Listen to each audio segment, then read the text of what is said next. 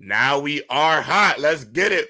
Welcome back to another episode with Chill. Ox is in Mexico, but the 6th man of the year, Unc, is here for you as always, brother. I'm always here to hold you down, Unc. You know how this thing goes, man. How are you doing? I keep telling y'all people, man, like Malik Monk, bye.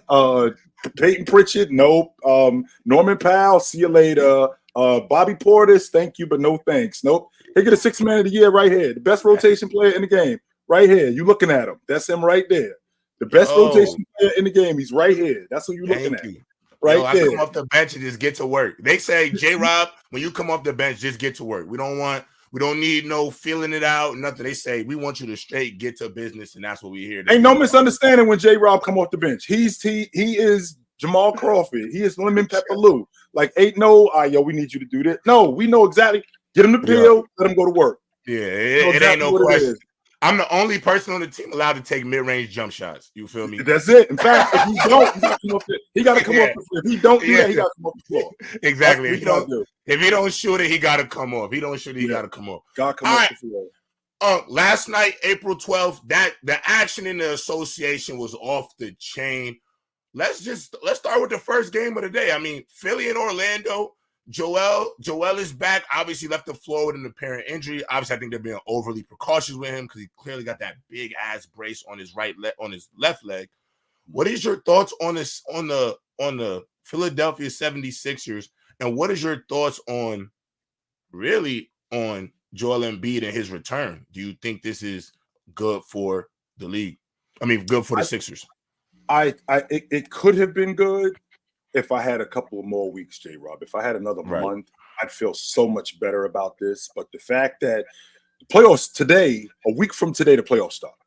1 week from today. So I would have felt so much better about this if you gave me some more time with Joel Embiid. But the fact that I only had 2 weeks, and it's obvious that as good as he still is as a basketball player, physically, he's not there. Physically, he is not there. And when we get to the playoffs, when the energy is going to be ramped up, the intensity is going to be ramped up, the schemes are going to be ramped up, he's going to get exposed for who he is right now. And who he is right now isn't Joel Embiid. Who he is right now is a big man that's injured, that's trying to work his way back into the lineup. J-Rob, if I had another month for him to get ramped up, if I had another month for him to get ready, if I had another month for guys like Buddy Hield to get more acclimated to playing with him, Maxey to get back acclimated playing with him. Because again, as good as Maxey is, and as good as the chemistry that they had, he was gone for 2.5. He was gone for over 2 months. So now I got to get back acclimated to playing with Joel Embiid. That's not to say that Joel Embiid doesn't know how to play basketball. I mean, damn, he went for 30. He went for 32 and 13 last night in 32 minutes. So he can still. I mean, he can still play basketball. That's not the question. And the issue that I have with him is when he gets tired, right? Yeah, when he gets tired, he has untimely turnovers. He takes bad shots, and that's because physically I'm not there yet, right? Physically I'm not. He had 4 turnovers last night. A couple of nights before that, he had 7 turnovers, and that's because physically I'm not there yet. My timing is off. My body isn't where I want it to be, which is why I'm saying, J-Rob, if I had another 2 weeks, if I had a month, I'd feel so much better about these dudes going into the playoffs. Plus, mentally, with Joel Embiid going into the playoffs, if he was more physically able to do what he knows how to do, he would be so much more sharper. What I mean when I say that is, J-Rob, you're a football player, so you know how to lock down a guy on the perimeter. Now we're going into the playoffs after, I don't know, the last 6 games of the season. You've been at your best. Right. But if I lost you for 5 games and then you came back for the last 2 games, well, there's a mental aspect there that physically you're not there. So you don't really feel as sharp as opposed to you had played the rest of the season. Now we going into the playoffs. You feel great. You're ready to rock and roll. Just mentally, not just physically, but mentally, you know, okay, I'm ready to go. Joel Embiid still trying to catch up with it. Mentally, he's still trying to catch up with his body. He's still trying to catch up to the game. And now now I don't have to push him into the lineup in December, right? I don't have to push him into the lineup in the middle of February. Jay, we got the playoffs start next week.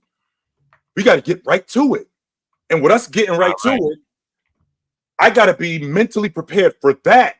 I'm not even mentally prepared for where I am with my body and my game. Now I got to get mentally prepared for the playoffs too. Right. Not enough time, man. It's just not enough time. So you know what's ironic about you saying that, because I just want to transition, because it's the same thing you're saying about how I feel about the New York Knicks and Julius Randle. Mm-hmm. And in my eyes is like, listen, if I'm the New York Knicks, he's done for the season.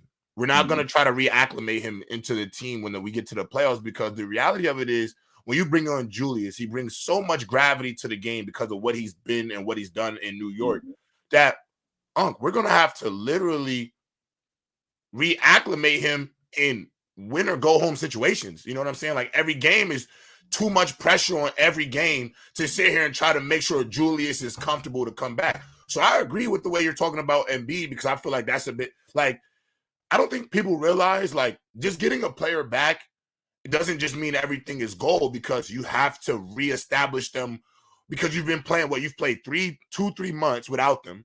You've established this whole new identity, and then you have to find a way to reestablish them into a lineup. And the problem is, you know how it is. You got a guy that, you know, on your own basketball team that he been out for a few weeks. He finally get back in, and you have point guard. Let's get the big man going. Let's get him going. We start dumping him a bunch of passes, and then next thing you know, we give him a bunch of entry passes, post ups. The next thing you know, it's a 10. We down by 10 going into the fourth quarter, because we've been trying to get this player to be reestablished into a lineup, because he ain't been here all for the last few months. And I feel like we're at a place where, like, for the New York Knicks, like, I think if we want to go to the finals, or at least have a chance to go to the finals, I think we're gonna have to run without Julius. I think if we try to bring him back, it's gonna be, and that's no discredit to Julius. It's more about the chemistry. Well, they've already announced that Julius Randle's done for the season. He's got season-ending shoulder surgery. But to add to your point about Joel Embiid, again, this isn't a guy that we're just bringing back to the lineup. He was everything for us. Right. Everything that we did was him. He's our best offensive player. He's our best rebounder. He's our best defensive player. He's our paint presence. He's everything. Our entire offense runs through him. He's anchoring our defense. Everything we do is Joel Embiid. And now the fact that we get him back, we have to now get back to that. Physically, he's not prepared to do that. So we got guys that have to pick that up. Tobias Harris has to pick that up. Maxey has to pick that up. But in the process of us picking it up, we still got to get acclimated to him being back in the lineup. And we got to get used to having him back in the lineup. So it's kind of tricky where 1 minute, okay, this guy who was on who was on the floor, who was everything, but now physically he's not able to do that. Only we still see him that way because he's still doing a lot of the stuff, but physically he's not able to do that. It's a real tricky situation in Philadelphia. Real tricky. No, I agree. And my question to you is, let's just say, for the sake of, they get back with Embiid, they have Embiid back, and they're normal. Let's just say that they're normal. What is what is their ceiling? What's their ceiling?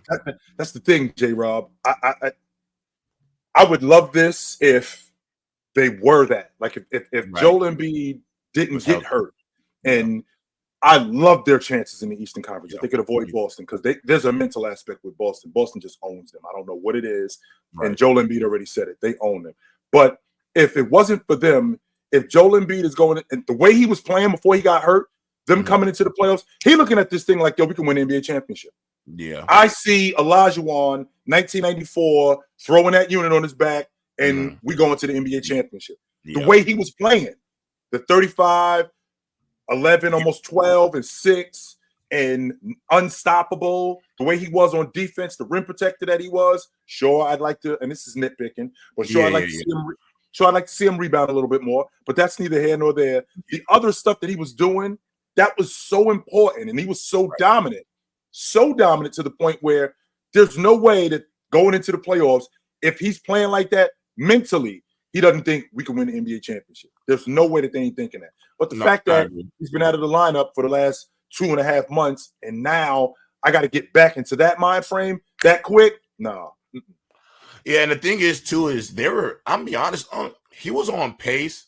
He was on pace to go back to back. He was one to win it going away, as a matter of fact. Yeah. He was running away with his second MVP trophy. Yeah, I don't think it was a question. I don't think it was a question whether. And I'm a Joker guy. Joker, I think Joker's going to win it this year. Sure. Luka's doing what Luka is doing. Shai Gilgeous-Alexander, Jason Tatum. Those guys are all doing what they're doing. I think that Embiid, it could have quite possibly been unanimous that he won the league MVP. Right. No, I agree. It could have been. 1,000%. It actually annoys me because it's like, them going into the finals, because I'll admit, I have my reservations about Boston, and I can't argue anything on paper. The only thing I can argue is, do they have enough dogs in the doghouse or in that foxhole? That's really my whole thing. Like, listen, the Knicks game last night against Boston was everything I thought it would be. I said, if the Knicks go out there and play that hard-nosed defense that they play, and Jalen Brunson does what Jalen Brunson does, listen, they're going to force and I've told you this already, what my issue with Tatum is. Bro, go get it at the rim. Who can stop you? Who on the floor can stop you from being Jason Tatum? I'll always say, Jason Tatum, the only thing holding Jason Tatum back is Jason Tatum. I don't think there's a player in the NBA that can stop you one-on-one. I don't think there's not a shot you can't get off, because what is he, 6'9", Unc? He's 6'9", playing the three. Like, there's not a jumper you can't get off. There's no way you can't. Most people on the wing perimeter guarding you are between 6'6", 6. Like, you're bigger than most matchups you get on the wing. You have to dominate your matchup. You are any matchup that you get, you're the favorite. What home care who's standing in front of you? You are the favorite. Sure. Thank you. And I hate that he settles. And the Knicks, we just exploited that. If you going to settle, we're going to run your ass to the ground. We're going to play hard defense, Paul, no Diddy, and we're going to run. We're going to run. Like, we're going to. And so I looked at that game, and I was telling the friend, I said, I'm taking the Knicks tonight, because they're going to play with a chip. And because they're going to come out there and play with a chip, because they're going to want the win, it's about, is Boston going to match that intensity? Because when I look on paper, I can't dispute nothing on paper. I can't dispute the paper. My issue is the humans. When like the reality sets in, you got to go out there and really do it. I'm nervous. They make me nervous every time, because I hate the way he settles. Well, I got roasted yesterday by the fellas because they telling me that I was overreacting. I was pissed about that performance on Friday. You should be. For them to come in here with your guys, on the floor, by the way. It wasn't like you sat everybody and you played with a bunch of rotation guys. No, you had this. In fact, this is the first time, one of the few times that your unit was together. For them to come in here, smoke you dudes like that. And what did they do? What did they do specifically? J-Rob, you're a football player. When we get on the field, one of the things that we're going to try to do, we're going to try to take away what you do and make you play our game, because we're not going to be able to beat you at your game. So what are the Knicks? What is their staple? The Knicks staple. We're a bunch of dirty work, hard-nosed, tough guys. How do we get our buckets? We get our buckets in transition. We get our buckets playing defense. We get our buckets with Jalen Brunson with minimal action, but we get our buckets that way. But for the most part, the things that we do, we feel like we're the best in the league at it. We're the best in the league at dirty work stuff. We're the best in the league playing defense. We're the best in the league at just being tough. And we're just going to out-tough you. And that's what I saw against the Celtics. And I'm thinking to myself, yeah, sure, they don't have anything to play for. Yeah, sure, this isn't that big of a deal. To you guys, isn't a big of a deal. We might have to see these guys in the playoffs. What happens if we got to see these guys in the playoffs after this performance right here? You know what this does for them? This puts a lot of confidence in them. We went up there and smoked them dudes. We made them play our game. We out-toughed them. We out-roughed them. I love everything about what the Knicks did. I was pissed with what I saw with the Boston Celtics. You overreacting, OG. It's just one game. This is how it starts. This is exactly how it starts, where it's just one game. I said this probably 2 months ago when they lost to the Lakers. No Anthony Davis, no LeBron James, and they basically just got smoked in their building with that Laker team. And I said, quote, you aren't good enough to just show up. If that's the kind of performance that we're going to get, then you guys could just stay home. And when you play against that Knicks team who, watching Tibbs, they're going to give all effort. I'm watching Mitchell Robinson, clean glass. I'm watching Hartenstein, clean glass. Not just clean glass. I'm watching OG Anunoby get in the passing lanes, be tough, be the defensive player that he is. And I'm watching Jalen Brunson basically just go to work on Drew Holiday. Just went to work on Drew Holiday. Meanwhile, I'm watching a Boston Celtics team that's just there. And the fact that you're just there and you don't match that intensity, what that does is that gives a team like the New York Knicks the kind of confidence where they think that they can beat you. And the last thing that you want to do with a team like the New York Knicks is make them think that we can beat you, because that toughness, the way that we play, that's going to get amplified come playoff time. We're going to be even more on the glass. We're going to be even more in the passing lanes. We're going to be even more diving on the floor for loose balls. Josh Hart had 15 rebounds. Josh Hart. Yeah, 15 rebounds. And you know, his rebounds he's probably one of the best rebounding guards in the NBA, and it's all hustle. It's all effort. It's all effort. I didn't appreciate that effort at all. I didn't. I was I got roasted. Oh, geez. Yo, chill. Yo, that was just when I was like, y'all dudes think that this is one game. No, I'm not buying that at all. It was not. It was not one game. No, it wasn't. That was a big deal. And the fact that they lost in the fashion that they lost to, who they lost to, in their building, no, you dudes can look past this like it was nothing. No, it was way more than that. Way more. Nah, I agree. And the other thing, I'm glad that you got frustrated about it, because I think one of the issues with the Celtics is everybody, to me, in the NBA community has this like they'll be fine mentality. And what annoys me about that is why are we talking about them as if they'll be fine, as if we have some sort of history to lean on? We don't. I don't remember them winning a championship. We don't. I don't remember that. Mm-hmm. I remember them losing to Jimmy Butler. I remember 2022. I've seen them get close, but there's no way that you should go in as a Celtics fan or a person who believes they're going to the finals and feel like, oh, they'll be okay because of how they performed on a Friday night against the New York Knicks. That matters because, like you just said to us, that we're a week away from the playoffs. Your intensity level should be at an all-time high. The reason why the Knicks went to Boston and played the way they played is because I promise you, the New York Knicks believe they can go to the finals. I promise you they do.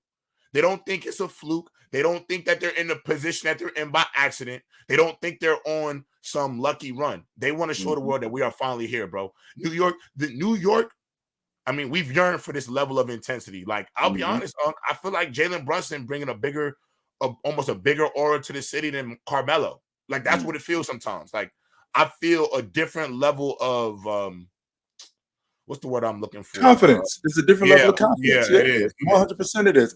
To be honest with you, J-Rob, this is one of those situations very much like what's going on in Philadelphia with Joel Embiid. And I wish Julius Randle was healthy, because, man, we having a way different conversation about the Knicks if Julius Randle was healthy. Way different. I'm telling you right now. I challenge any one of you guys in the East, and that includes the Boston Celtics. Yeah. If Julius Randle is healthy, I challenge any one of you to think that y'all could just walk by these dudes if Julius Randle is healthy. Even though I think that the Celtics could probably beat them, but I think that it's a way different conversation, because you now have that dirty work. You have that other dirty work guy, and I'm watching them last. I'll give you an example of last night, for example. They played against Brooklyn. One of the guys that I'm really impressed with on the Knicks is OG Anunoby. One, his face-up game has gotten so much better. That's number one.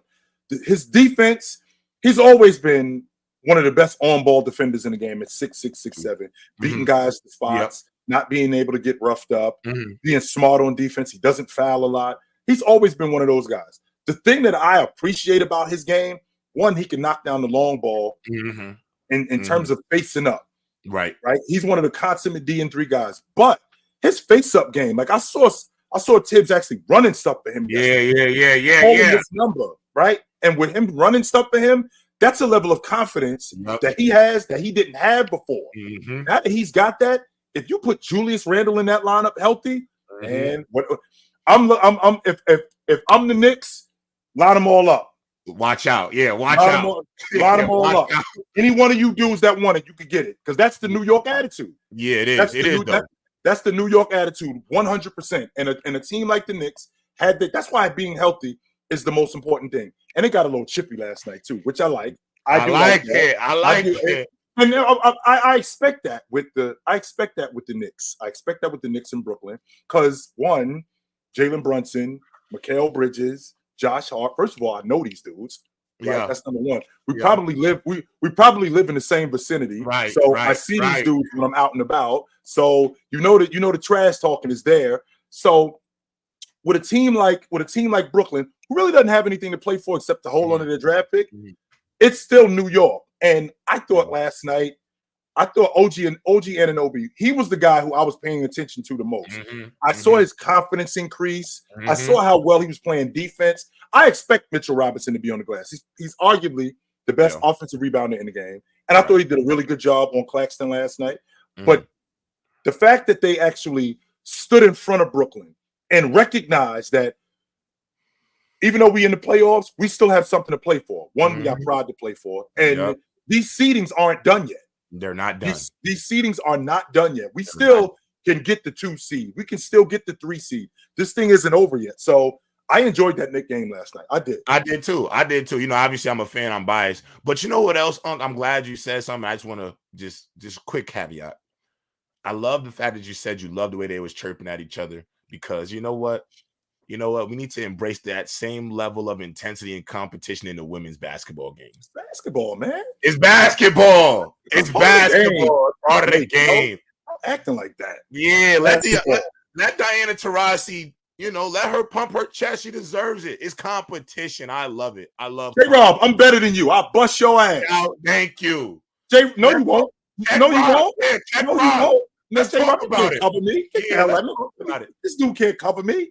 This dude think he's better than me? Man, please. That's basketball. Man, please. It's basketball. Check Rock. Let's find out about it. About it. Acting like that. So we're going to get to the Lakers, but I do want to say something else to you that I want to ask you about because I really want to hear your opinion.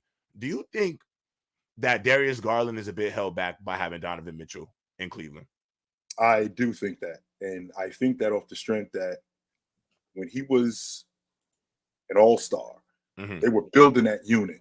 And around him. There's a reason why they maxed him out. Yeah. Because they were building that unit around him, Mobley, Allen. They had just gotten Okoro. Yep. So this young group was doing something.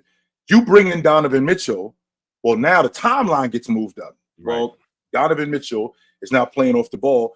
At this point, Darius Garland is still trying to figure out who he is. You bring in Donovan Mitchell, and now that kind of complicates things even more because I'm still trying to figure out what my role is. I feel like I'm that guy on this team. I made the All-Star team, and I'm the point guard of the future. They maxed me out.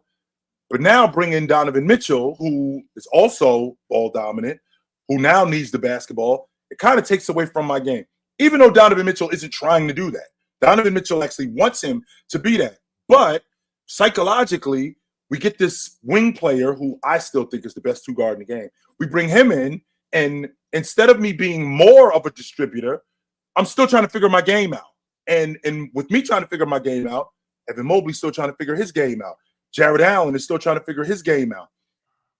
And we're all growing together. Bring Donovan Mitchell, who's the vet, who's been to the playoffs, deep into the playoffs. This accelerates now our growth. And I feel like Darius Garland really wasn't prepared for that. Yeah. And I think it kind of stifled him a little bit. I think it slowed him down, as opposed to if they ended up sticking with the group that they had. They ended up sticking with Lauri Markkanen and not trading for Donovan Mitchell. Right. And you got Darius Garland. You go get a 2-guard. You keep Markkanen. You got Mobley. You got Allen. Now if we got this group, maybe we're on to something. But you add Donovan Mitchell, which, by the way, I'm on record by saying this, J-Rob, that if Donovan Mitchell does not sign that extension this summer, I'm out. I'm out. LeBron James wrote the blueprint for me. He wrote the blueprint on when your star player does not sign an extension and it's a contract, you move him. I'm not getting left holding the bag again. I'm not. Yeah. Absolutely not. I am not getting left holding the bag again. So I do feel like I think people look at Darius Garland like he's soft. I don't think he's soft more than I he's don't think just so either. unsure about what he's supposed to be doing. And that's largely due to Donovan Mitchell showing up. And with a guy like Donovan Mitchell showing up, especially being the young guard that he is, that kind of slows down not my process, but it confuses it more than anything. No, I agree. I 1000% agree. I think it's hard to find an identity if you don't know what you're asked to do. Oh, we got a super chat. Some random, I think. Some random. As a Mavs fan, I never want to lose no matter what. This time I want to lose, even if it means we have to score in our own basket. It will mean we play OKC in the second round instead of the Nuggets. I don't know if you want to play OKC in the second round. Do you? I mean, do you? My question is this: can SGA and J-Dub go band for band with Luka and Kyrie Irving? No, I don't think so. I do not. Even as good as Kyrie Irving is, and Kyrie Irving's having one of his better seasons. The issue that I'm having with Kyrie Irving is the issue that I had with him in 2022. How I thought they did a great job scheming on him, keeping him away from the basketball and double teaming him. How Boston jumped him. How Boston took him out of the offense. And then the year before that, he broke down. So, and from a talent standpoint, no, I don't think J-Dub can't see him. No, absolutely not. He can't see Kyrie Irving. The difference is can Kyrie Irving hold up? That's number one. Number two, can he handle the schemes? The schemes that Mark Dagnall is going to throw at him, where they're going to double him. They're going to do they're going to do what they can to keep the ball away from him, like Boston did, right? So I think those are the things that people are going to be concerned with more than anything. Now, I will say this to you, Rob. If both Luka and Kyrie Irving got it going, see you later. See you later. Yeah, when those two are hot, man, I don't think there's a better backcourt in the NBA. Yeah, they're going to be really difficult to deal with. Really difficult to deal with. The problem is, I don't know, can you really blitz any one of them? Can you blitz one? Because if you blitz one, you got the other one. Like, I don't want Kyrie on the island. I don't want to have Kyrie on the island against anybody, but I don't want Luka on the island against anybody. So as a coach, like, what do you do? Well, here's the thing, J-Rob. Let's stop. So if we're in the meeting room, take blitz out of your playbook. Okay, we're not blitzing Kyrie Irving. No. Okay. No, we're not. Just like we ain't blitzing Tom Brady, we're not blitzing. No. We're not blitzing. We're not blitzing Kyrie Irving. We're not blitzing Luka. No, we're not doing that, because if we do that, we're gonna get destroyed. You see what Gafford is at the rim. You see how wide open PJ Washington is. Down shots. When they speed the game up, we're not blitzing these guys. No, what we're gonna do is we're gonna do our best to, when Luka gets off the ball, when Kyrie Irving gets off the ball, keep the ball away from these guys. Right. That's what we're trying to do. Get these guys at a rhythm. And what we want to do, we want to play fast, but we also want to pick spots when we play fast. Because what Luka does, Luka gets the ball off the glass, whether it's Gafford, whether it's Luka, whether it's PJ Washington, whether it's Derek Lively, they get the ball off the glass. That ball is hopping up the floor, going, right? Yeah. So if the ball is hopping going up the floor, we got to get back in transition. Right. Now, if we're playing fast, they're going to speed the game up. That may affect our transition defense. Right. We don't want to do that. So we want to pick and choose when we play fast against this Dallas team. Because one thing is for sure. If we try to get into a track meet with them, they'll run us over. It's over. It is. They'll run us right out of here.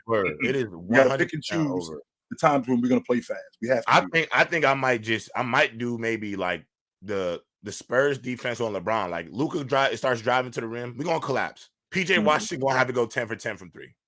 You know, like Daniel Gafford, those guys, they're going to, and I'm not saying you're going to have to collapse every single time, but I'm going to make sure it's hard for him to get a basket at the rim. Yeah. And even in like, I don't even want him getting to the free throw line. I don't even want him to throw a floater at the free throw line. I'm going to make it hard for him to get inside the restricted area, inside the paint. I'm going to try that, because reality of, you're not stopping them anyway. You're just trying to make their night harder. Well, so go ahead. I'm listening. Well, here's the thing. I think that we're jumping the gun here with Oklahoma City. Even though I do think that they're going to beat the Clippers, I feel like this matchup with the Clippers is a really good matchup for them. I feel like it's a really good matchup for them because they can counter anything that the Clippers throw at them. So we'll start the conversation, J-Rob, with the Clippers playing fast. Well, you want to play fast? In fact, that's what we want to do. So we want Daniel Gafford running the floor. Because he's going to outrun Zubac, right? He's going to outrun Plumlee. He's going to outrun Theis. And Luka is looking for him. Not just Luka. PJ Washington. Irv is looking for him at the rim. I think he started another streak where he's like something crazy, J-Rob, like 22 straight buckets. Yeah. And that's largely due to them playing fast. Well, what does Ty Lue do to counter that? What he's going to do is he's going to go small. Perfect. Because now when he goes small, what we're going to do is we're going to slow the game down. Yeah. When we slow the game down, we're going to go one-on-one. We staying big, though. We staying with Derek Lively. We're staying with Gafford. And not only are we staying with them dudes, Luka gets downhill, and now those guys at the rim are even better because we bigger than you guys. Right. I think they serve the Clippers. I do. I ain't gonna lie. I think they serve the Clippers too. I mean, listen, I'm gonna be honest, man. We really need to talk about James Harden because to me, from what I've seen, I could be wrong.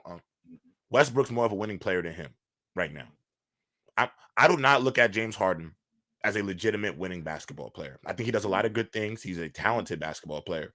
But to a guy to be the catalyst or to be my floor general to a championship, I just don't see it.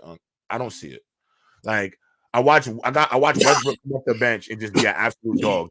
Do the dirty work. Do the things that everybody's not going to do. Same way what Josh Hart does for the Knicks, that's what Westbrook comes in and does for the Clippers. Like I'm gonna just fill in all the cracks. I'm gonna be the cement guy and I'm gonna fill in all the potholes. I'm not gonna complain about it. I'm gonna just do my job. And when I look at a James Harden, are you going to play him 40 minutes in the playoffs? You're going to play him 38 minutes in the playoffs? You're going to play him 35 minutes in the playoffs? I don't know. I don't know if I'm doing that. I just don't see it. I think I would actually almost rather play Westbrook for more minutes because of what he does on the floor than what James Harden does on the floor. Look, I know it's hard to talk about James Harden, but I really it's not. No, it's not. I don't think he's a winning basketball player. Like I don't know. I would love for him to prove me wrong. I think he's a fabulous basketball player. I just don't know if he's a winning one. I just don't know. Quick side note. So you brought up Josh Hart, and there are general managers in the league that are looking at Josh Hart going, we need that. Yeah. In order for us to win, that's what we need right there. Right. What can we do to get that? So we already know that the Knicks not coming off him. But what can we do to get something like that? We need that. Number 2. I was roasted when I said I didn't like the James Harden to the Clippers logic off the strength that I didn't like it either. What Russ was doing last season, I felt like he was the perfect guy for what they were doing. I'm the lead guard. I take the pressure off both Leonard and Paul George. In the process of me doing that, I get guys involved. I can get myself involved. Yeah, I'm going to turn the basketball over. Yes, I'm going to take some untimely shots, but that's no different than James Harden shooting less than 40% for the month of March and shooting barely 20% on the long ball. That's no different. It's basically the same thing. And then when we get into the meat and potatoes of the game, Russ can get off the ball. You're going to run action for Paul George. You're going to run action for Leonard. And these guys are going to close the game. And Paul and Russell Westbrook, he's going to do the other things. He's going to get loose ball rebounds. He's going to get 50-50 balls where you can keep him away from the action and let these guys close the game. You bring James Harden on, okay, you got a guy who can make an open shot. Absolutely. You got a guy who can distribute. Absolutely. I have no problem with that. So can Russ. Russ can do that too. I just felt like I felt like Russ fit better with this unit. I felt like you had to switch some things around with James Harden. And the fact that now we're in a situation where the playoffs are coming and he's kind of backing into the playoffs. And the fact that he's backing into the playoffs, I feel like this is eerily a similar theme to what I've seen in the past, which ultimately is going to be the same result. And that's why, I mean, J-Rob, I've already told you this. You want me to believe in the Clippers, I need to see a parade on Figueroa Boulevard. That's the only way. The only way is for them to win a championship. That's it. The only way, Unc. Going to the finals is not enough for me. Because it took y'all 5 years to do that. It took y'all since 2019 to do that. So I'm not. Unc, you hitting the hammer on the nail. It's a fact. Unc. So the Lakers, they're in the 8th seed right now. Yep. I'm gonna be honest. As much as I want to, James is my dog. Yeah, we know this. I can't get behind a coach. I've been covering the Lakers all year. Shout out to Lakers Digest. As somebody who's been a Lakers literally a Lakers reporter all year, been covering the team all year. I have tried to have as objective a lens as possible. I've tried to let Darvin Ham figure out how to be a coach, go through the ups and downs. But I'm just going to keep looking back at that Warriors game the other night, not the Grizzlies, the other night when they play the Warriors. 3 minutes left in the third quarter. They get outscored by 15. You have a lineup that consists of 5 players that have never, ever, ever, ever in their life been on the floor together, have no rapport with each other. Spencer Dinwiddie came out of buyout. Gabe Vincent has been healthy for a week. He's been back a week. And you put that lineup out with Jackson Hayes and D'Angelo Russell for 3 minutes and you lose the game. And all I could think in my head is, and this has been my problem all year, I don't think it takes rocket science to figure out some of these rotations for the Los Angeles Lakers. Now, the players, what they do on the floor, that's one thing. But putting the right guys on the floor together, like I look at Darvin Ham with his hands in his pocket all the time, and I just like, yo, what are you doing? Like, at some time we don't even out. Are you gonna do anything? Are you gonna do anything? Just, I don't mean, like run up in it. Are you gonna do anything? Just do something. Do something. Do something. Like take your hands out your pockets, scream at somebody, throw the clipboard on the floor. Yes, bro. Are you gonna do anything, or are you just gonna sit there and watch this? Where is your intensity level? Because I can't watch this no more. Like you're literally losing the game. You're getting outscored with this terrible lineup, and you're just gonna watch it happen. And the sad part is, with the Lakers being in the 8th seed, if they finish out, you know, they get a Oklahoma City or Minnesota in the first round, I think they'll win. I think they could win because they have James. But the problem is, if they want any chance to do anything worth a damn, because winning one playoff series is not their standard. That's not what they want. It's the coach. Like you can't be in a dogfight you can't be in a game 3 against let's say you're playing Denver in the Western Conference, and you're putting out Gabe Vincent, Dinwiddie, Jackson Hayes, D'Lo. Get Darvin Ham off the floor. Get Darvin. I can't handle it. I can't handle it, J-Rob. Darvin Ham. Yo, look. You have no idea how crazy Darvin Ham is. You have no idea, Unc. You have no idea how terrible Darvin Ham has been. So really quick, J-Rob. So Get him off the court. I want to go back to what you just got finished talking about. So number one, no Anthony Davis. So I feel like that was one of the main reasons why you lost a couple of nights ago, because he's the difference. He dominates Draymond Green. He dominates Jackson Davis. He's the big. He's basically your back line and your defense. He's your best rebounder. The fact that he's off the floor, that is the difference in you not being able to win that game. That's number one. Number two, J-Rob, go get the 96 Bulls. Go get the 87 Lakers. Go get the 2001 Lakers. Go get the 86 Celtics. None of y'all are beating a team that's shooting 60% on the long ball. Nobody. Nobody is beating the Warriors when Draymond cracks 5 threes in a row. That's not happening. When Andrew Wiggins cracks 3 open threes in a row, when Gary Payton is cracking threes, nobody is beating them. Now, that's a bit extreme because they haven't done anything like that ever, by the way. I'm not saying that they haven't done anything like that in a long time. They haven't done anything like that ever. So the fact that they haven't done anything like that ever, what does that tell me? That tells me that that's what it took in order to beat these guys. Now, as far as you were talking about in the last 3.5 minutes, James comes off the floor. I'm not even thinking about the rotations. He sticks. The problem with Darvin Ham is he sticks to a specific rotation no matter what the situation is. James will start the game. James in particular. James will start the game. He'll come out of the game with about 5 minutes left in the first. He won't start the second. He'll play. He'll come back in with probably about 8 minutes. He'll finish the quarter. Then he'll start the third. And then right around 3-4 minutes left in the third, he comes out of the game and he'll sit the beginning of the fourth, and then he'll close the game. No matter what the situation is, J-Rob. So now here we are, 3.5 minutes. You guys are back in the game. It's a 2-possession game. You're down 6. James does not need to come off the floor. No. You were on a run. In the process of you being on that run, your team is rolling. James doesn't need to come off the floor. James comes off the floor. That 6-point lead goes to 17. Just like that. Now James has to come back in. He's going to start the fourth. And him starting the fourth, you go on an 8-0 run and you cut the lead, but it took almost all your energy to get back in the game. It took almost all your energy to get back in the game, and now you're basically wiped out. So rotations are very big when it comes to the playoffs. And I think that your assistant coaches, one of the two things is going on.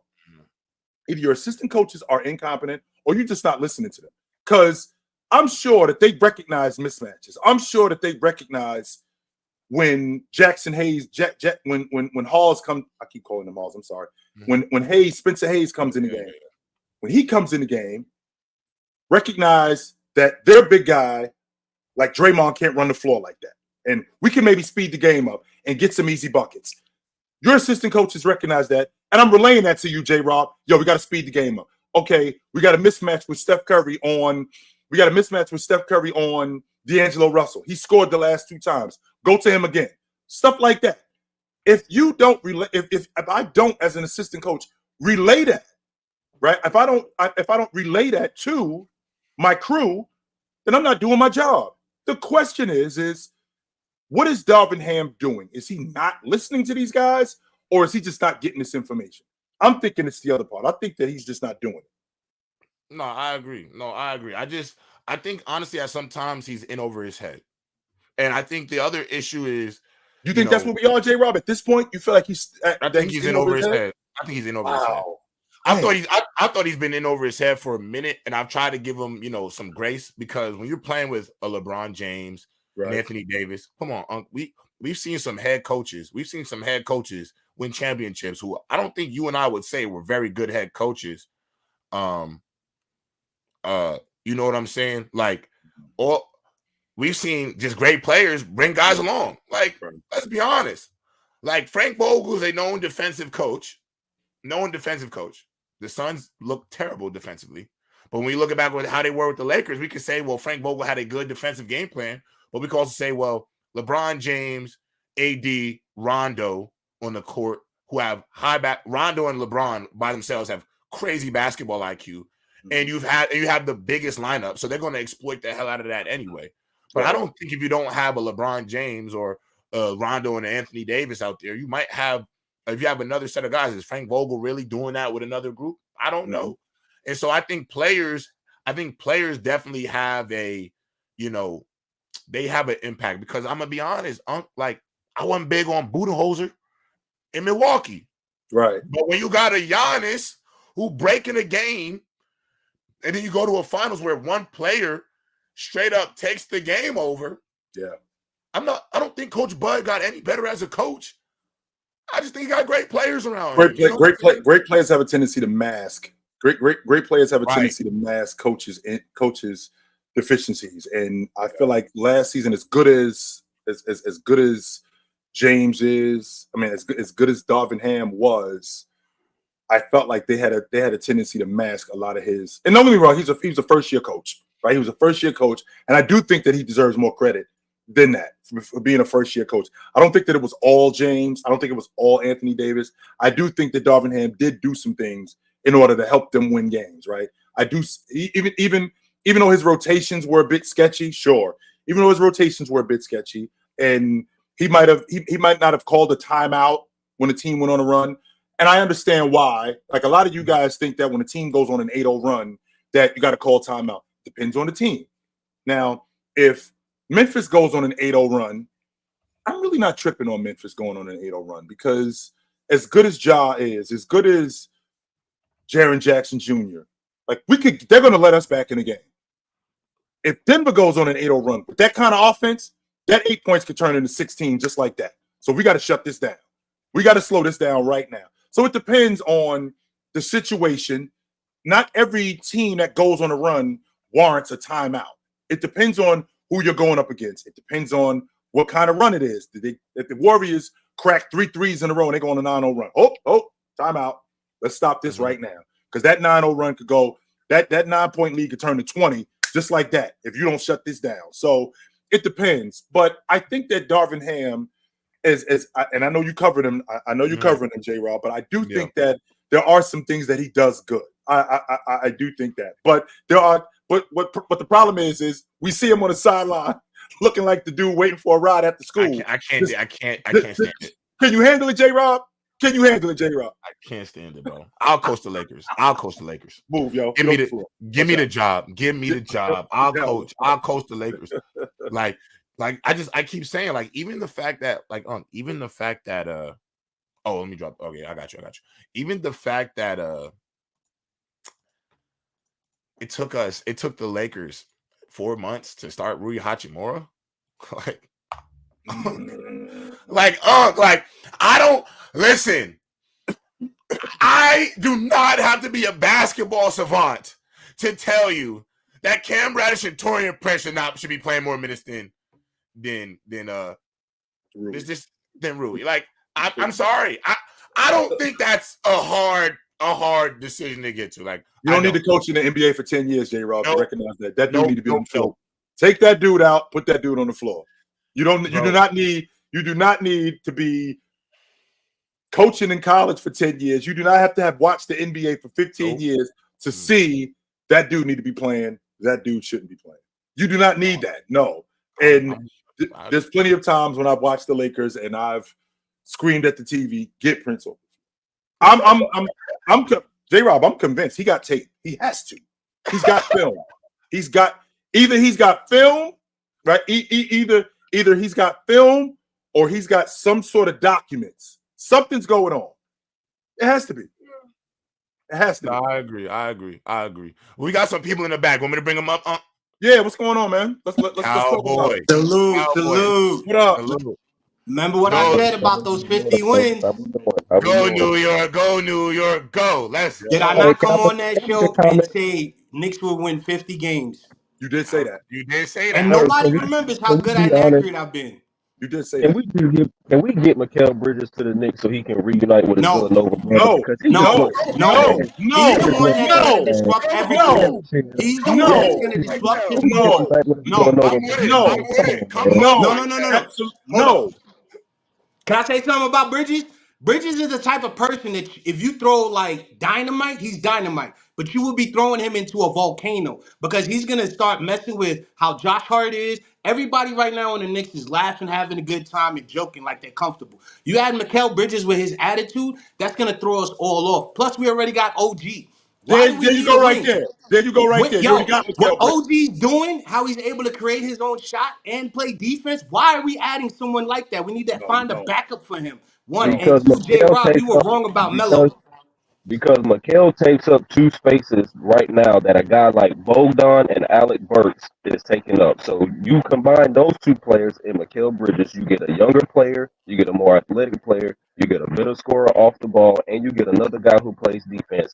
I'm looking at it from the perspective of we've all seen it. We watched the game. We've seen that Julius Randle has a tendency to get hurt.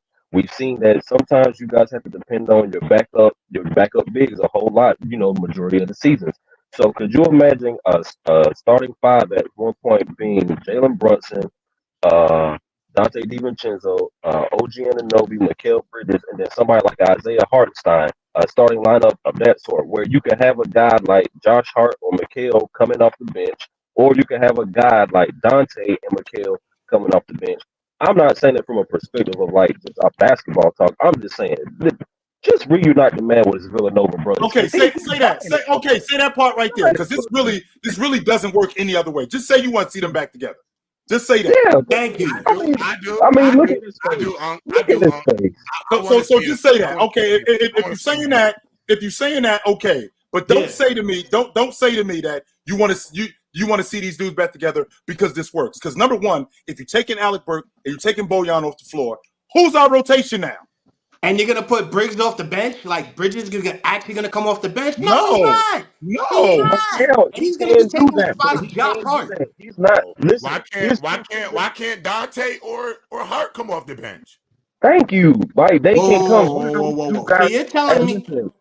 And listen, they have if we got Mikal Bridges, we'd have a historically like one of the best defenses. No, you're wrong. You're wrong because Dante this year No, beat he's out right. Grimes. He's right, Cowboy. Dante beat He's out. right. Hold on, let me finish. With Dante beat out OG and Grimes. Michael Bridges in the lineup, we wouldn't have one of Let the me best. let me Go ahead. finish. Dante Keep proved going, that he's Cowboys. Keep going. worthy. He's worthy of stepping up and being the 2 guard one, and he's shooting above 40%. He's the third most person in the league right now shooting 3 balls, and he already broke the record for the Knicks as far as the long ball. Why would you take a guy that's doing that much work in the season and can prove himself to bring in a guy like Mikal Bridges, who is very washy, but at least with Dante, you know you're going to get defense. You know you're going to get those 3 ball shots and a couple of steals as well as transition. No, you're going to mess up this whole core adding of Bridges. Well, You you get need the, is a I, backup. I don't know. I don't know if I agree. you We're get messing the up the same core thing from Adam Bridges Bridges. though. Yeah, I don't think we're messing up the core Adam Bridges. I think You he would wouldn't. actually fit seamlessly, bro. I And think. we've already seen, my bad, J. Rob, but I'm just saying, I didn't mean to cut you off, J. Rob, No, but you I'm good. You saying good. No, you good. You good. we've seen with them bringing over Dante and them incorporating Jalen Brunson with Josh Hart. We've seen that the simple fact that these guys were in college playing with each other, they have clicked instantly. Even with Dante jumping on the crew, you've seen that these guys have clicked instantly. I don't think it would be a problem bringing over Mikal with the team chemistry. I just think at that point, what you have is you have about 3 or 4 guys that you can play from the 2 to the 3 position.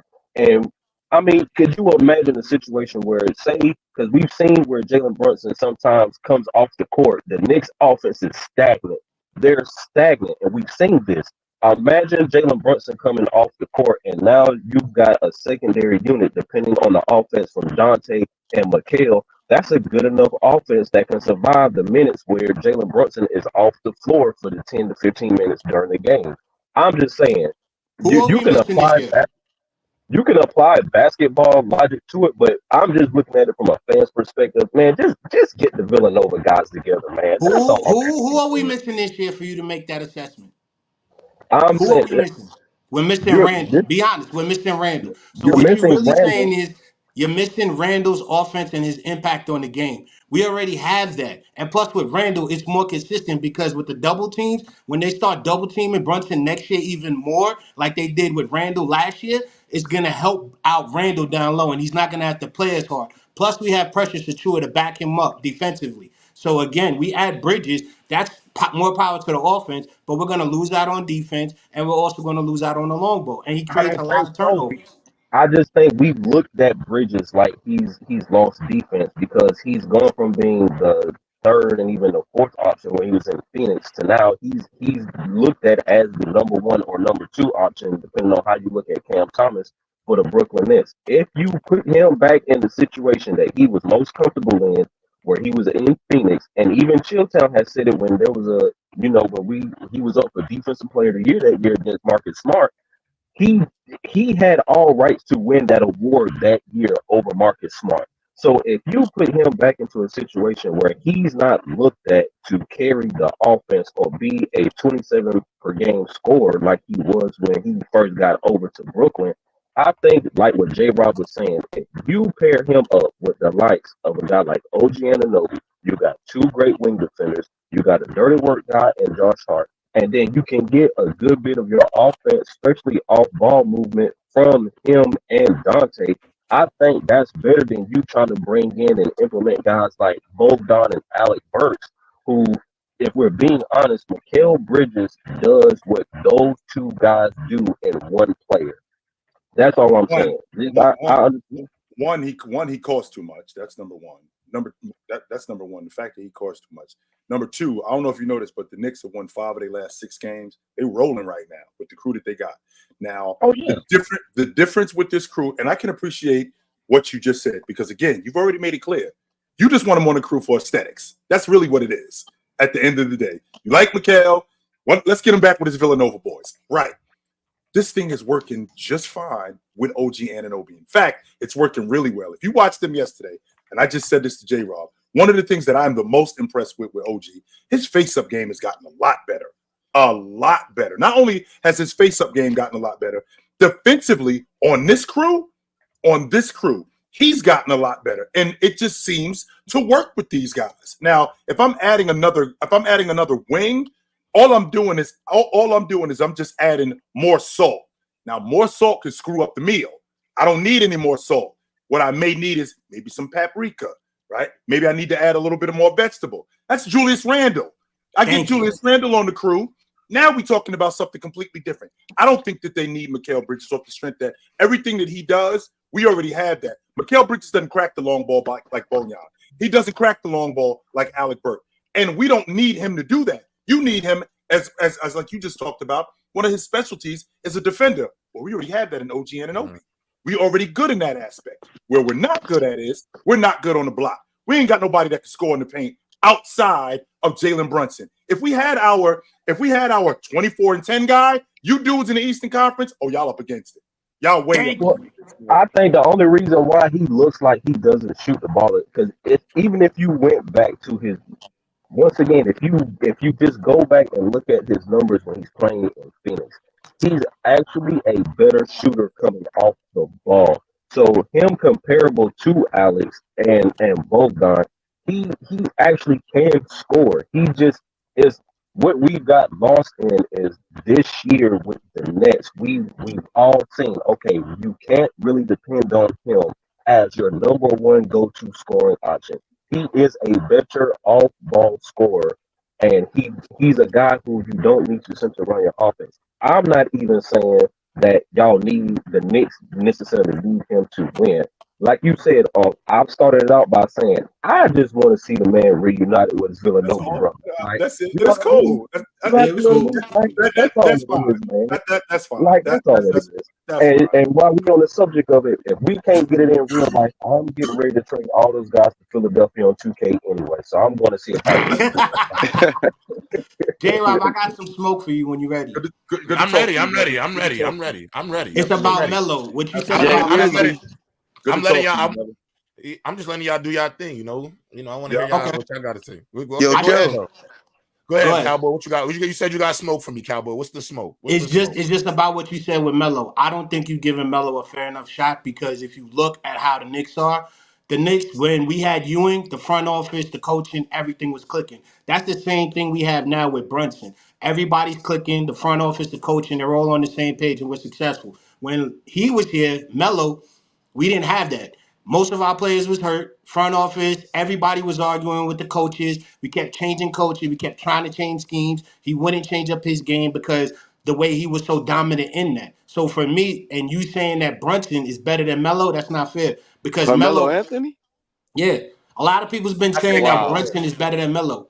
Where I've been at? That must hold on. I said we also have problems in Denver too with coaching and Uncle stuff. Chill, where I've been at? Hold on. All I said is, listen, I do think Jalen Brunson's aura in New York has been bigger than Melo's. I remember. Listen, Cowboy, you're talking to another Knicks fan. I remember both eras, bro. And I remember the Jeremy Lin, Melo era when we finally went to the playoffs. I remember that whole era, bro. So I'm not about to sit here and discredit nothing Melo did. But I do feel like the level of confidence that I have in the Knicks with Jalen Brunson at the head of the snake, then with Melo, I think there's a clear difference. And the reason why I feel that way is because I love Melo. That's my dog. I think Melo does not get enough credit as a scorer. I don't think he gets enough credit as a player.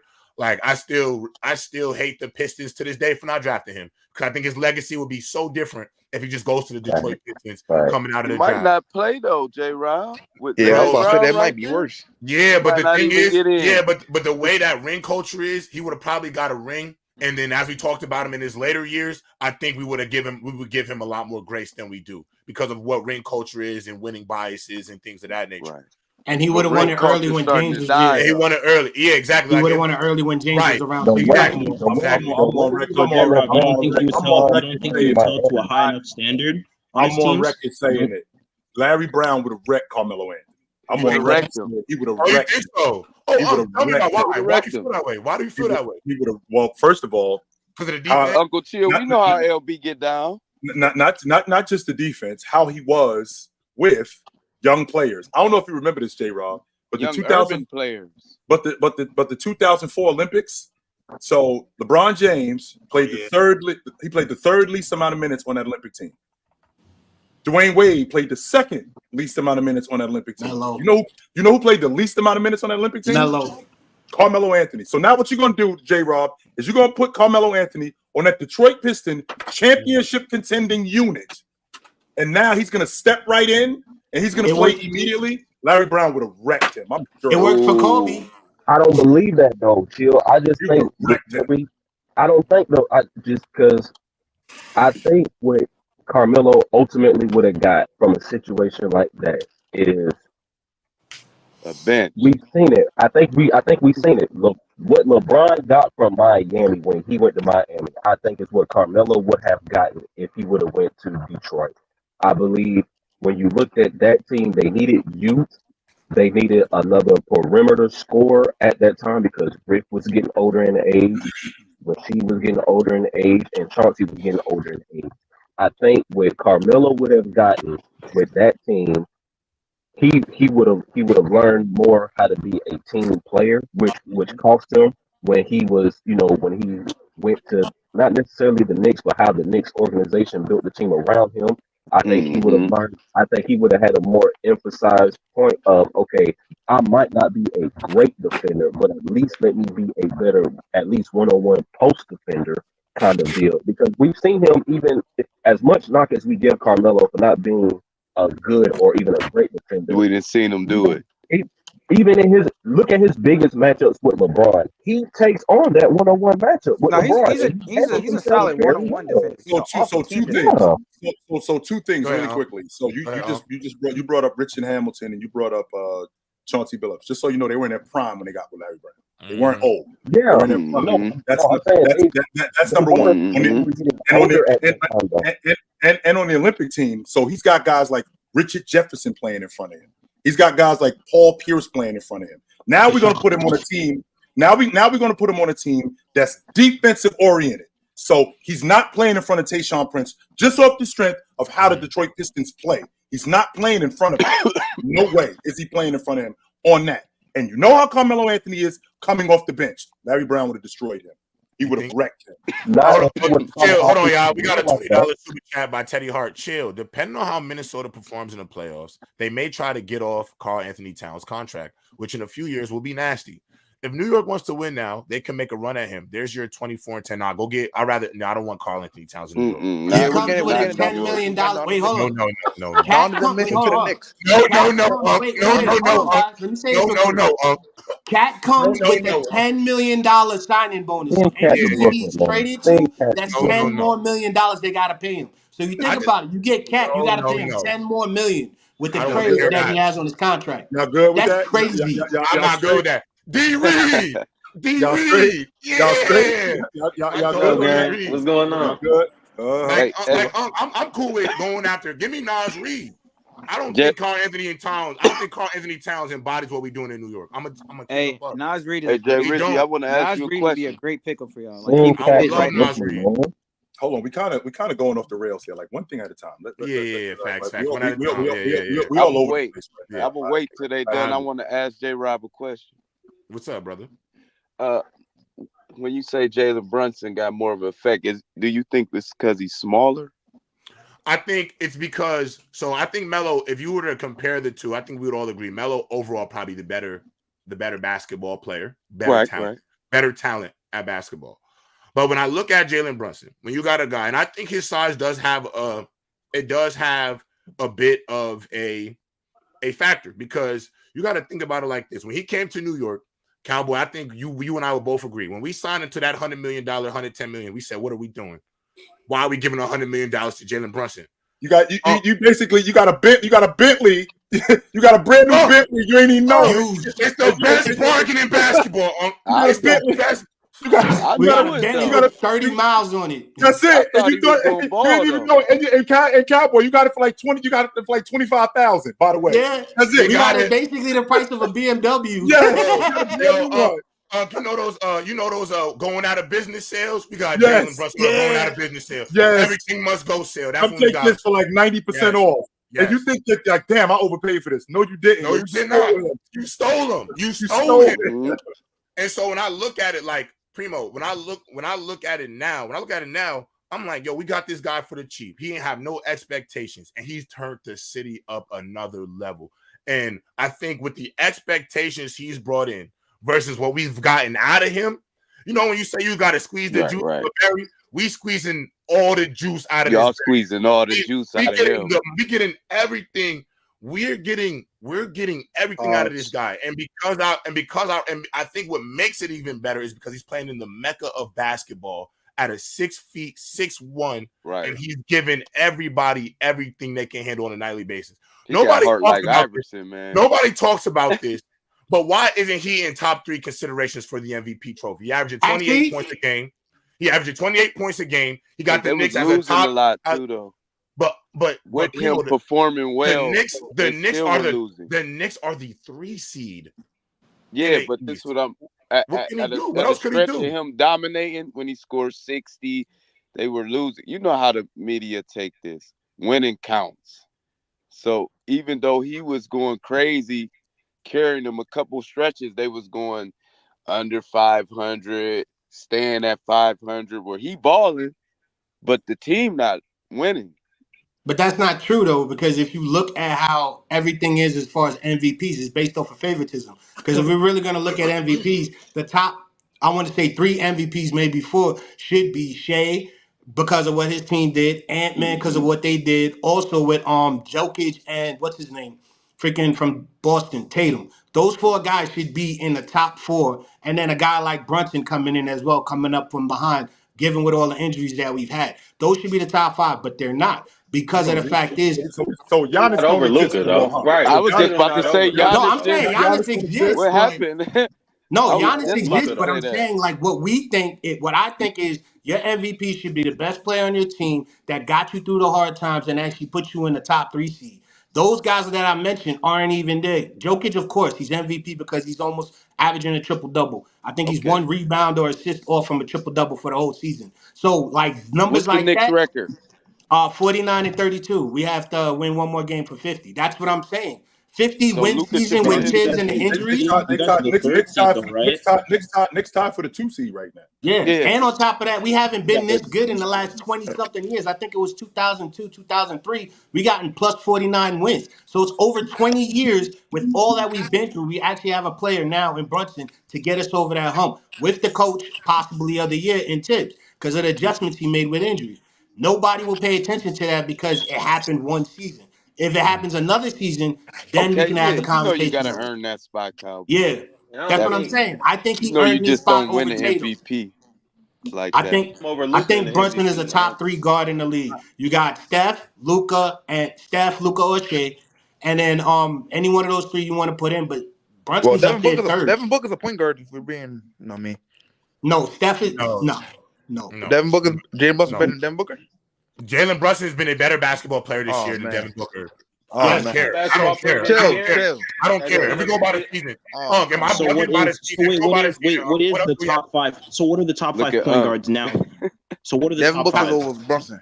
Luka. There's a difference between one mic. Let me run off some point guards real quick. Luka, yes. Steph, Shea, yes. And who's after that?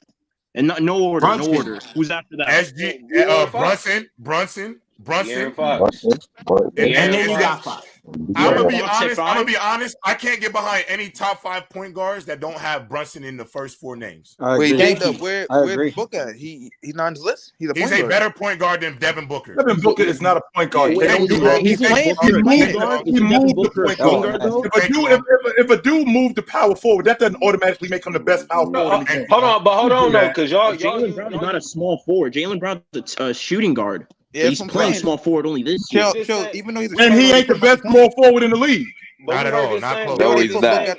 Right. We heard this same conversation about Steph Curry not being a point guard. All he do is shoot. He don't play a trick. So hang on for a second. Hold on for a second. But Okay, let me ask you. Plays the point guard position though. Hold on for a second. Hold on for a second. So, Kay, answer this question. Devin Booker at the lead guard. Correct. Has he been better than Jalen Brunson at the lead guard this season? Exactly. If we're talking about the point guard, no. I feel at the label point guard. So I'm looking at the label point guard. That's why I'm looking at it. Devin Booker got to be up there. Once again, okay, I'm asking you a simple question. This season at the lead guard spot, has Devin Booker been a better lead guard than Jalen Brunson this season? No. So what we talking about? Bingo. That's it. I'm just talking about the label as the point guard. I feel like we all know. I just asked you the same question. So the label point guard at the lead guard spot, has Devin Booker been better than Jalen Brunson this season? Jalen Brunson in my top 3 point guards for the season, man. Now, if you want to talk now, wait a minute, Kay. Now, if you want to talk about overall guards, that's a conversation. That's a completely different. Even he's up there still. Overall guards. He's you know what's crazy? Chill. That's what I'm looking at. I'm looking at like overall because no one lets us book a name no more. Luka and Shay's first team, right? Mm-hmm. But wait, we're changing. But wait, we're gonna change the position of a player just because he's playing point guard this one season. Devin Booker was a 2 guard. I got Brunson second team. They got Kyrie at shooting guard. Clear cut, second team. I got Brunson this season, and this hurts to say. I got Brunson over Steph as far as all NBA teams this season, just this season. And I'm a big Steph fan. Irv always played off the ball though. What are you talking about, Kay? Always. Irv played off the ball with James. Irv played off the ball and when he was in Brooklyn, he always played off the ball. It's been a minute, That's not an issue. Now, remember, you just mentioned Devin Booker as a second team All NBA. Remember, it's positionless this year. Remember that. Yeah, they can have false centers. Is it? Yeah, so remember that it's positionless. All I know is Brunson's second team. I don't know where you don't have to be a center. Wait a minute. Is Brunson could Brunson be a first team All NBA performer this year? No. He can't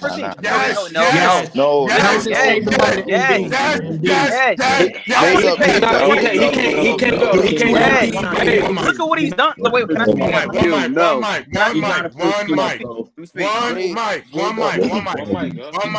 Hold on, nephew. Hold on, nephew. So right here in the middle, right here right here with the green on.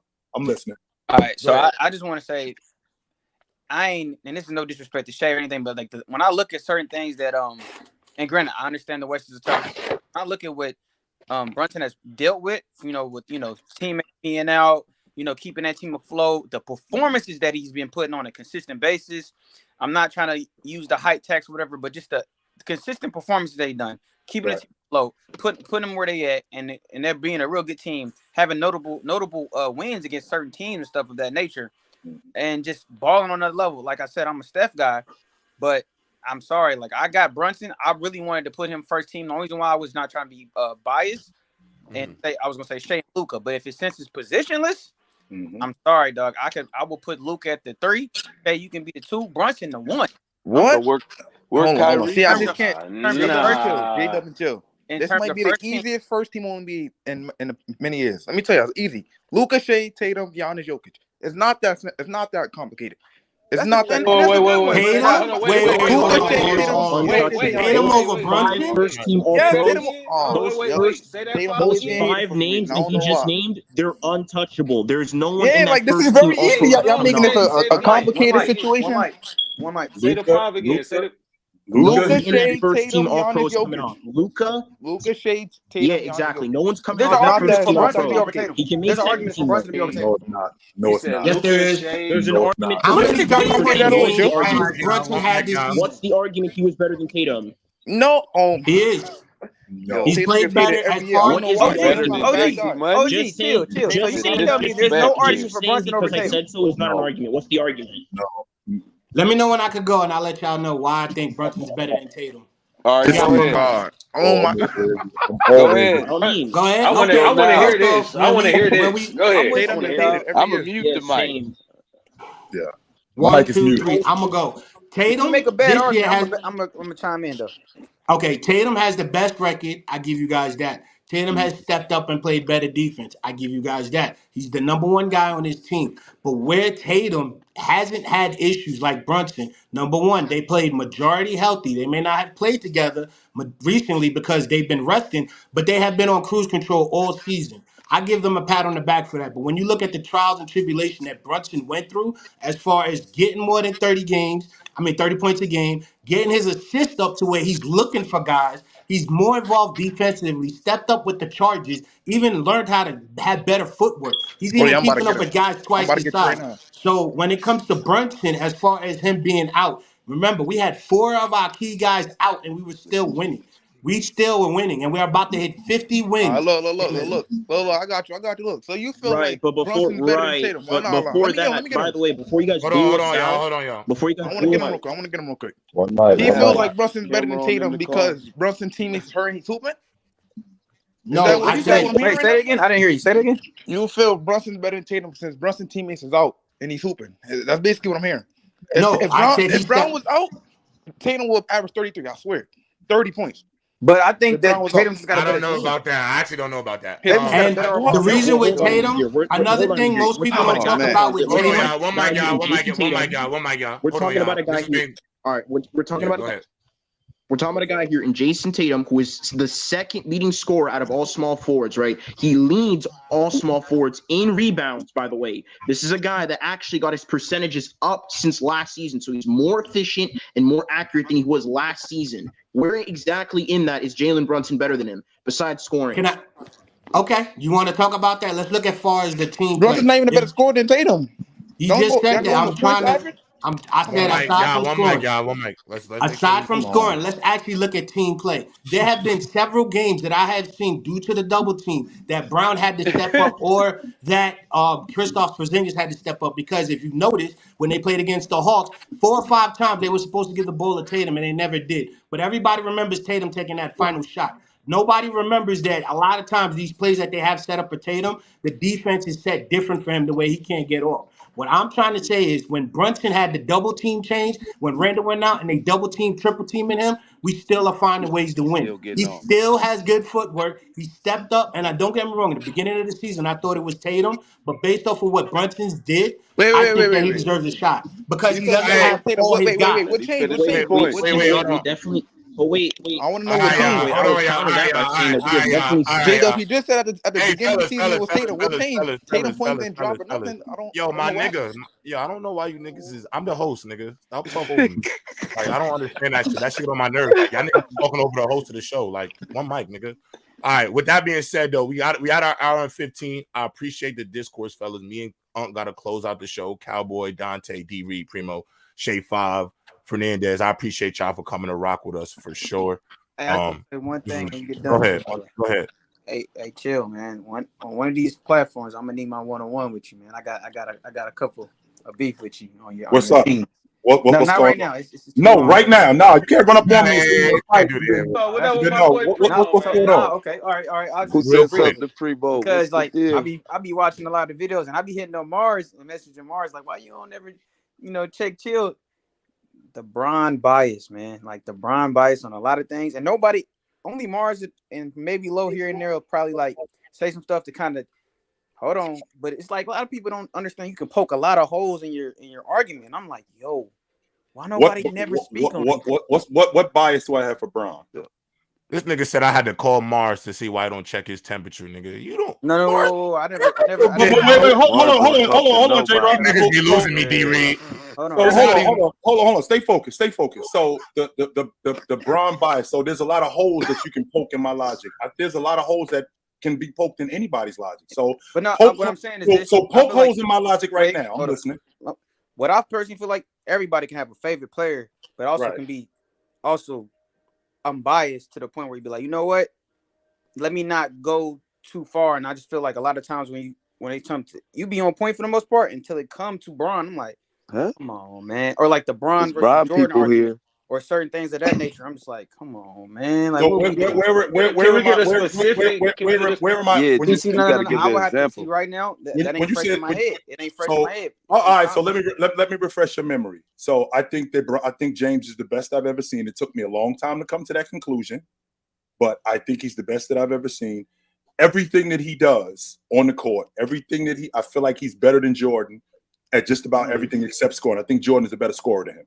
I'll give you that. I will never argue that. But I feel James does everything else better than him, just as a basketball player alone. Right, and it's more than an argument for other stuff and other things. But this is where I think personally.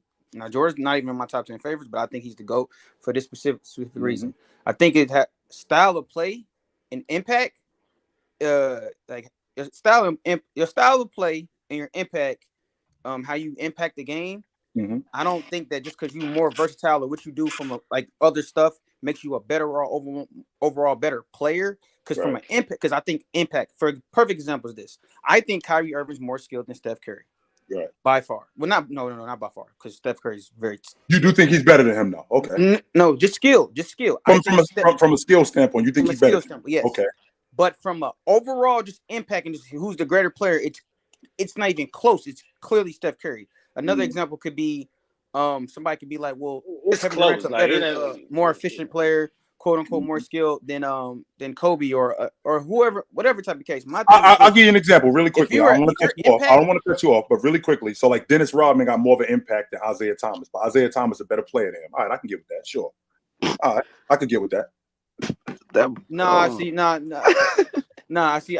All right.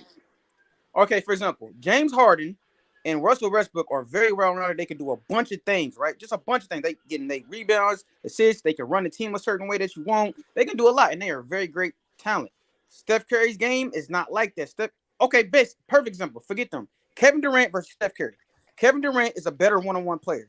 That does not make him a better overall player than Steph Curry. Why? Because the game is a 5-on-5 game, and the impact that Steph Curry does. Who said Durant a better one-on-one? Wait, just hear me out. So, behind that logic, Jordan, even though he has a season where he's 31-8-8, even though he does not do the well-rounded, because that's not his job to do the well-rounded things that LeBron does, does not mean he can't do it. And based on his impact, it is seen that the results, that everything else points to results. He's done more in shorter time, because what he did it really well compared to a person that can do a little bit more. I just think with whatever you do, if you put results in it and it's coming straight through you, and you're one of the main 1 or 2 players for your team prevailing, I can make a strong argument that no, you're the better player. Even though this other person is more versatile, more well-rounded, no, that person's the better player. That's just how I feel. And the logic is that because he's produced more in a shorter period of time, he's better. Well, I mean, considering that, like, it's a lot of things I could say. The reason, like, not even just bringing up accolades. When did doing something for a long time great be a bad thing? No. It's a great thing. Tom Brady, payment. When you look, I'm never gonna knock somebody for longevity. What I am saying is when a person can, because I can start. You just brought up to him doing more for a shorter period of time. That's literally what you said. What I'm saying is this. I'm not knocking the longevity, saying it's not great. What I am saying is this: even though it's great, another player just did what he did in a shorter time, quicker. So you saying Jordan was better? I'll say this because I play basketball and I'm in a sling right now because from basketball and stuff like that. I've been playing basketball my whole life. I'll say this: when you 3-peat twice, I don't give a damn if it's on D2 level. That is an impressive feat. You might say, "Well, expansion." You can try to break it all the way down. When you win at a certain level and certain magnitude, it needs to be respected and such. And then people be like, "Well, the new listen, LeBron played in the easiest Eastern Conference, and the Eastern Conference has been weak since '98. I'm not trying to hear none of that." So 2 things. I don't agree with that. I actually don't agree with that. Terrible. So 2 things. Number 1, like you just mentioned, 3-peating. I mean, that's ridiculous to do that, right? That's not something that's hard. That's almost impossible to do that, right? No doubt. How about going to the finals for a decade straight? How about that? Half your With career. anybody. 3-peat twice. Hey, chill. Hold on, chill. How about averaging 25 for 20 years? And that's I'm not even on that. Hold on for a second, D. What we're talking about. Let's discuss winning. D, what's up, bro? Let's discuss winning for a second. Let's discuss going to the NBA Finals 9 times in 10 years. I've mentioned this in the past. There's a generation of kids that don't know LeBron James not being in the finals. There's a generation of kids that don't know that. Nowhere. So one of them kids. That has not been done. I don't even remember that. Like Magic didn't do that. Bird didn't do that. And you know what's crazy? That's very impressive. Now when you're talking about I personally think a person saying, "All right, I'm going to win 3, retire, come back, let me get a full season under my belt finally. I'm gonna do it, run off another 3, retire again." See, and that's where it gets tricky. Where we go wrong. The reason why I want to make sure that you understand why it's tricky. Number 1, that first 3-peat team. So Horace Grant, Scottie Pippen, Jordan, B.J. Armstrong, Cliff Livingston, Bill Cartwright, those guys, they were together for a long time. It wasn't like it was just Jay and a bunch of nobodies. I know the that. dudes were together for a long time. That's number one. Morris Grant is one of the best rebounders all time. Which would explain why they were so good for so long. That's why you don't see super teams last. These teams that get together for a couple of months or a couple of years, they fade out. That's number one. Number two, when Jordan got on that second three-peat team, just so you know, him and Scotty, the only two dudes. They're the only two dudes that was on the first three-peat team, that was on the second three-peat team. That crew was completely revamped with Tony Kukoc, with Steve Kerr, with all of these dudes who were together for a long time. You add Jordan into that. Those are notable names that impact. Go back and watch. The point that I'm making is that you add Jordan to that unit. That's the difference. That doesn't mean that Jordan did it. No, he's Kawhi Leonard on the Toronto Raptors in 2019. That's who he is. So you add Jordan to that unit. Team. Yes, you add him to that crew, and now all of a sudden they go from being a playoff team to now we are they won 56 games. I know they won 57 games. Yes, so now you add Jordan. So now you add Jordan to that group. You add Jordan to that group, and you add Rodman to that group. So now we go from winning 56 games. Harper. We steamrolling everybody. That's what we're doing. We're steamrolling everybody. You don't know how good Ron Harper was. I don't want to make this, and not only that, Ron Harper thing. And not only that, go ahead. Not only that, we have to also add in the clutch players that he had. Like, we don't talk about Scottie Pippen as a clutch player nearly as much. So you see how all that, you see how you're I don't even want to say you uplifting, but you're pointing out people that notable names, right? Now, if you go back and look at the impact is still not even significantly near or on par or even close to Jordan what he output, and that's not disregarding them. That's not disregarding their out rebound nobody. No, just listen. That's not disregarding them. But it is what it is. Like, they're not doing whatever. But the same way you can make that argument a big and the same way you can make the argument bigging them up, which is salute. I can do the same thing with LeBron when in terms of his teammates and who he playing. How you have a clutch shooter like Ray Allen, or the fact that Kyrie Irving is giving you 27 and 29 in back-to-back finals, or AD is giving you 25-10 in the final. Like, this is the thing. And the thing is this: the East was weaker in LeBron's time. I'm sorry, and that's just not me being biased. It's weaker. What about J.R. Smith in 2018? You said what? What about J.R. Smith in 2018? No. And what's crazy? Logic. People always say, so look, he had an 8-year time where he was in the East before he went to the West, and then they say, all right, well, look at that 1 year, that 2018, when he dragged that team. Guess what? I salute him because that was some great performances by LeBron. Nevertheless, the East was still freaking weak. I just think only reason we call it. I just want to say this. Was weak. Hold on, I want to say this because we got. It was a rookie-led Celtics team because we got to move on because we over our time. But I'm gonna say this: to keep calling the East weak because one man dominated it is bullshit. No, that's not the reason why. No, I'm gonna give you a fact. How many times the AC went to the finals? How many times the AC went to the finals? Bro, it doesn't matter. What conference did it happen in? The Knicks went to the finals in 1999. Yes, and then the Heat just did it last year. Will that ever happen in the West? Hey, gotta get one logic off. Right? Gotta get one logic off the little. My nigga, hold on, my nigga. Was the Lakers not a 7th seed and go to the Western Conference Finals last year? And guess what? It still ain't went to the finals. And that was a one-off situation. Hold on, but you're talking about nonsense because at the end of the day, you use one team to make an example of why a conference has been bad for an era. One team. What one team? The Rockets won the NBA championship as a 6th seed. What are you talking about? Salute, but it's not an 8 seed. You've never seen 2 8 seeds. You know what you've never seen? Have they ever been to the finals? And you know what you've never seen? You've never seen a 6th seed win the NBA championship in any conference. I ain't gonna lie, bro. Shout out to you, Dante. Yes, right. You might have been better off asking Mars to help you out. You probably should have. No. Have you ever seen an 8 seed twice? No. One question. Can I ask one question? Real quick, ask your question because we got to slide. So ask your question. All right, look.